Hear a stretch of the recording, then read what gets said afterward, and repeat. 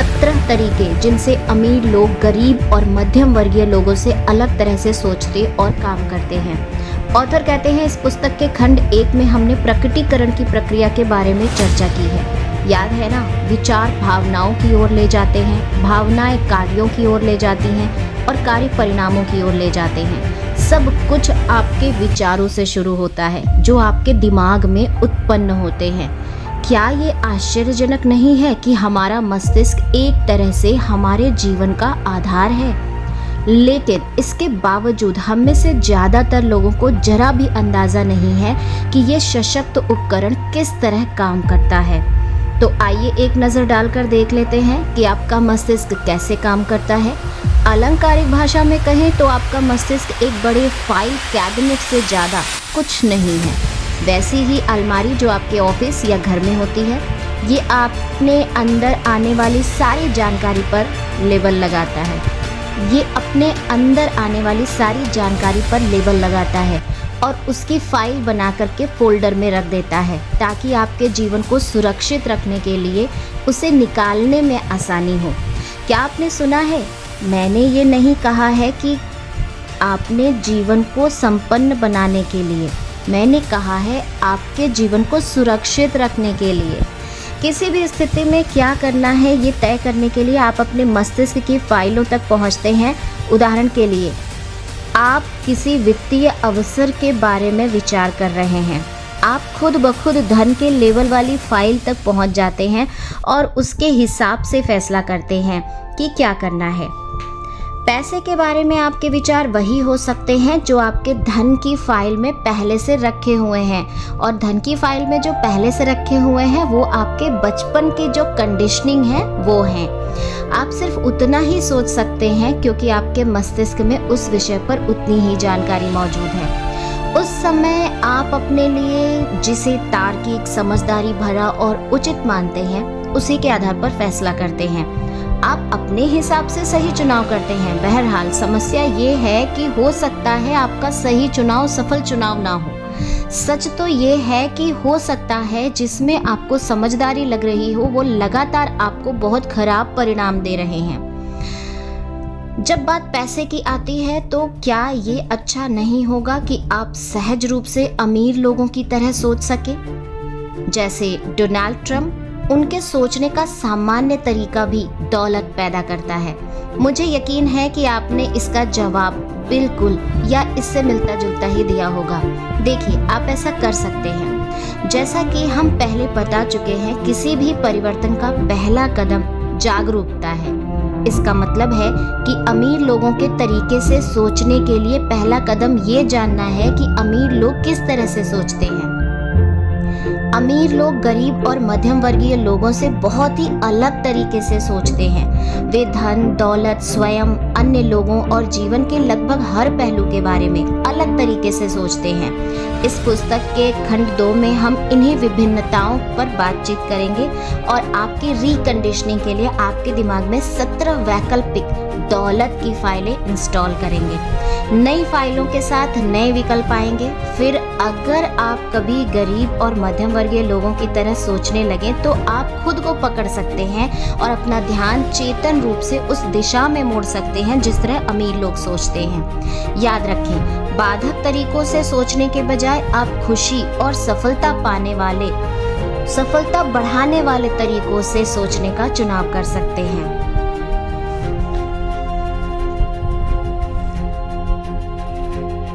एक बात ध्यान रखने वाली है, ऑथर कहते हैं कि जब मैं अमीर, गरीब और मध्यम वर्गीय लोगों की बात करता हूँ तो मैं उनके पास मौजूद वास्तविक धनराशि या समाज के लिए उनके महत्व के बजाय उनकी मानसिकता का जिक्र कर रहा हूँ। ये लोग किस तरह अलग अलग सोचते और काम करते हैं। आप जो अवधारणाएं सीखने वाले हैं वे सरल लेकिन समझदारी भरी हैं।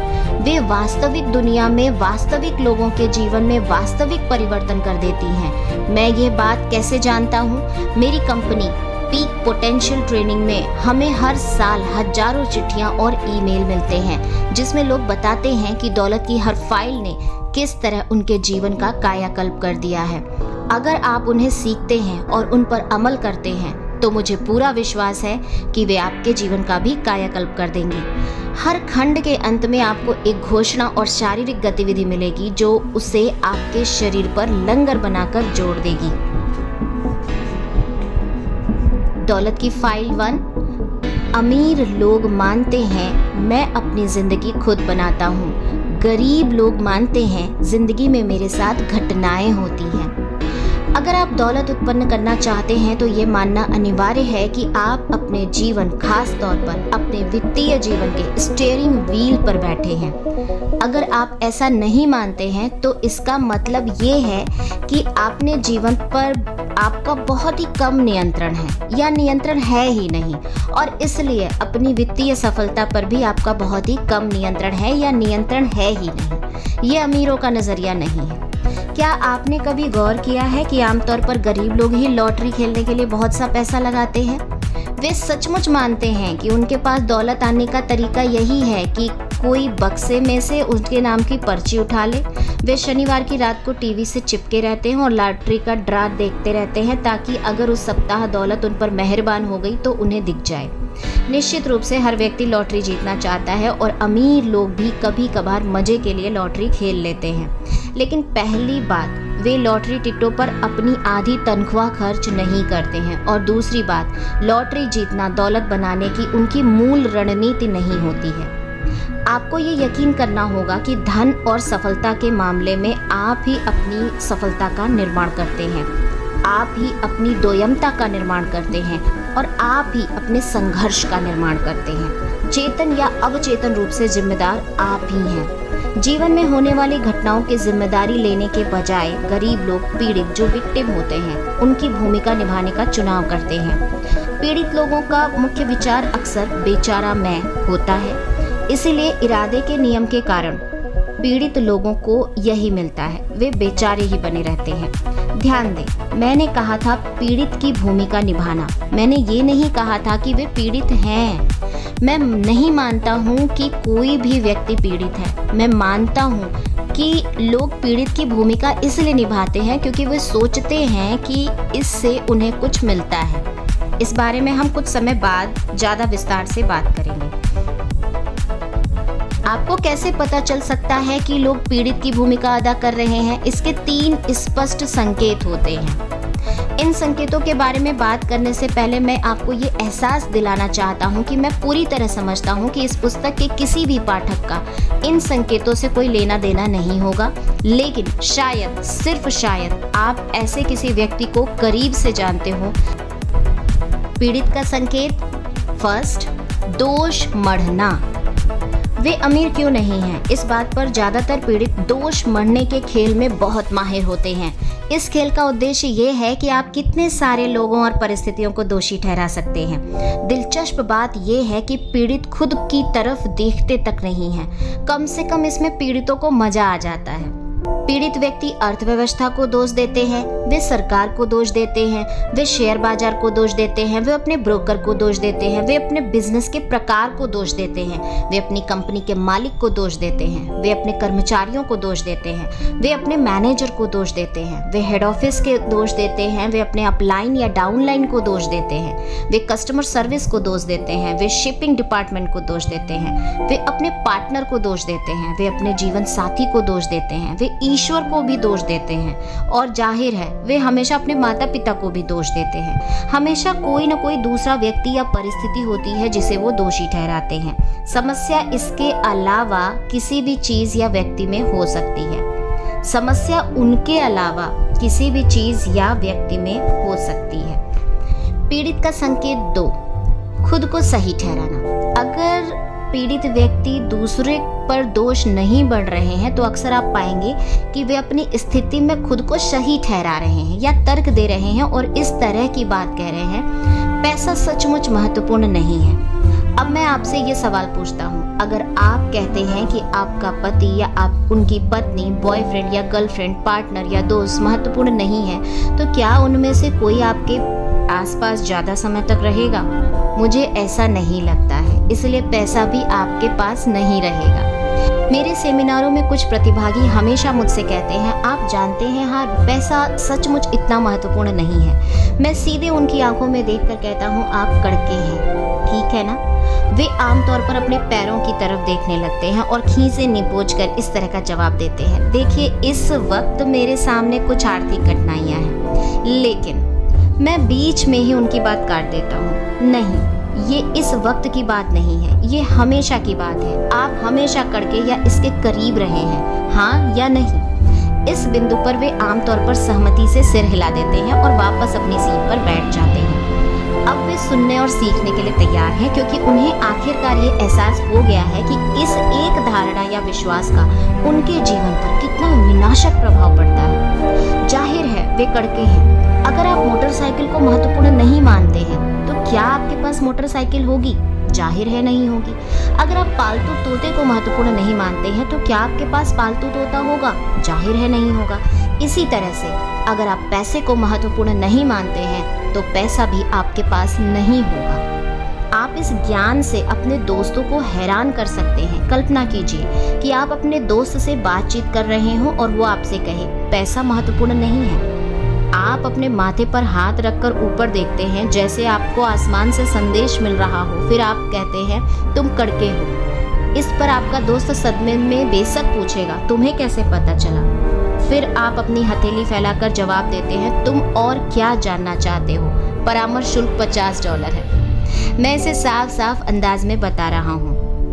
जो भी कहता है कि पैसा महत्वपूर्ण नहीं है, उसके पास पैसा होता ही नहीं है। अमीर लोग पैसे के महत्व और समाज में इसके स्थान को अच्छी तरह से समझते हैं। दूसरी तरफ गरीब लोग अपनी वित्तीय अकुशलता को तार्किक साबित करने के लिए तरह तरह की अतार्किक तुलना करते हैं। वे बहस करते हैं, देखिए पैसा प्रेम जितना महत्वपूर्ण नहीं है। अब ये तुलना मूर्खतापूर्ण है या नहीं? ज्यादा महत्वपूर्ण क्या है, आपका हाथ या पैर? शायद दोनों ही महत्वपूर्ण है। सुनिए दोस्तों, पैसा उन क्षेत्रों में बेहद महत्वपूर्ण है जिसमें ये काम करता है, और उन क्षेत्रों में बहुत महत्वहीन है जिसमें ये काम नहीं करता है। और हालांकि हो सकता है प्रेम से दुनिया चलती हो, लेकिन निश्चित रूप से प्रेम किसी अस्पताल, चर्च या मकान की इमारत का भुगतान नहीं कर सकता। ये किसी को भरपेट भोजन भी नहीं खिला सकता है।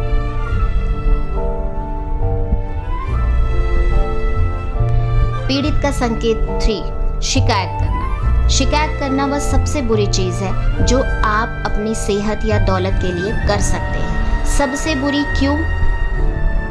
मैं ब्रह्मांड की हर चीज पर लागू होने वाले उस नियम में बहुत विश्वास करता हूँ जो कहता है आप जिस पर ध्यान केंद्रित करते हैं वो बढ़ता है।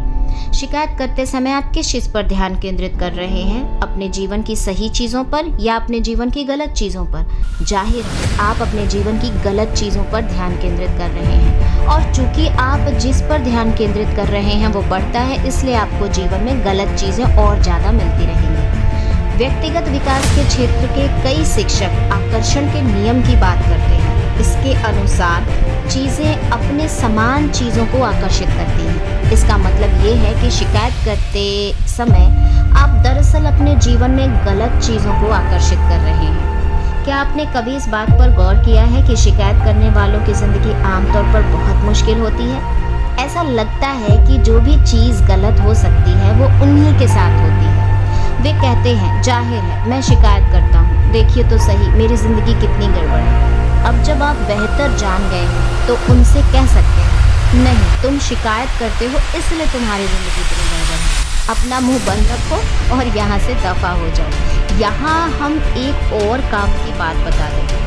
आपको ये सुनिश्चित कर लेना चाहिए कि आप शिकायत करने वालों के आसपास ना रहें।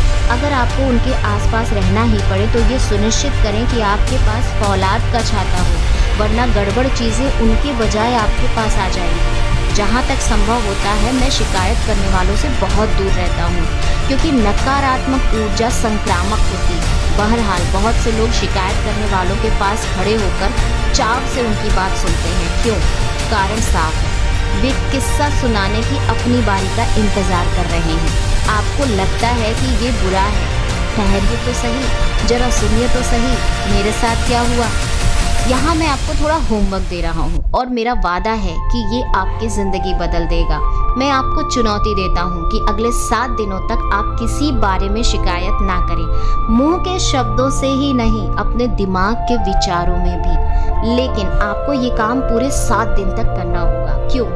क्योंकि हो सकता है शुरुआत में पहले कुछ शिकायतें आपके दिमाग में आने लगे। दुर्भाग्य से शिकायतें आमतौर पर प्रकाश की गति से नहीं चलती हैं, वे शिकायतों की गति से चलती हैं, इसलिए उन्हें साफ करने में थोड़ा वक्त लग सकता है।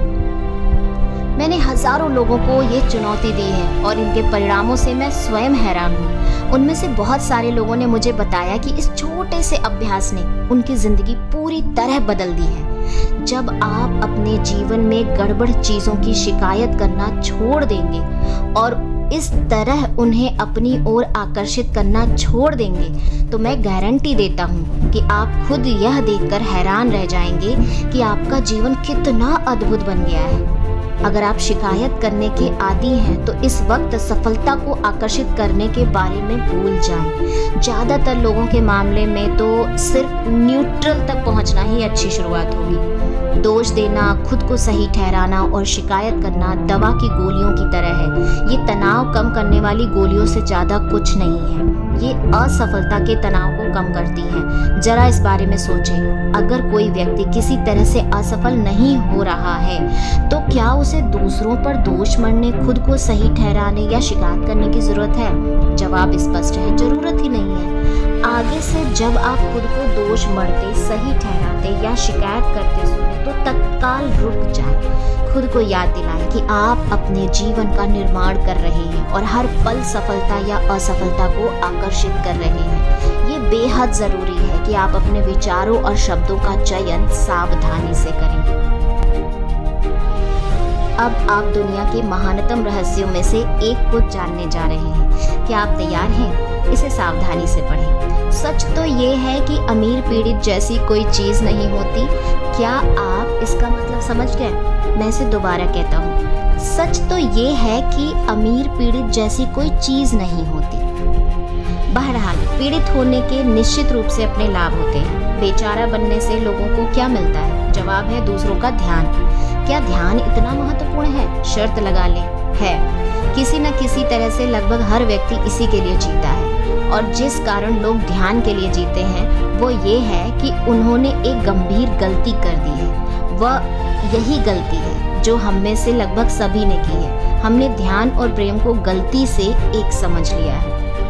मेरा यकीन करें, सचमुच खुश और सफल बनना लगभग असंभव है अगर आप लगातार दूसरों का ध्यान पाने की इच्छा करते हैं, क्योंकि अगर आप ध्यान चाहते हैं तो आप दूसरों की दया पर हैं और आमतौर पर अंत में आप लोगों को खुश करने वाले बन जाते हैं और उनसे प्रशंसा की भीख मांगते हैं। ध्यान चाहना एक समस्या भी है, क्योंकि इसे पाने के लिए लोगों में मूर्खतापूर्ण हरकतें करने की प्रवृत्ति होती है।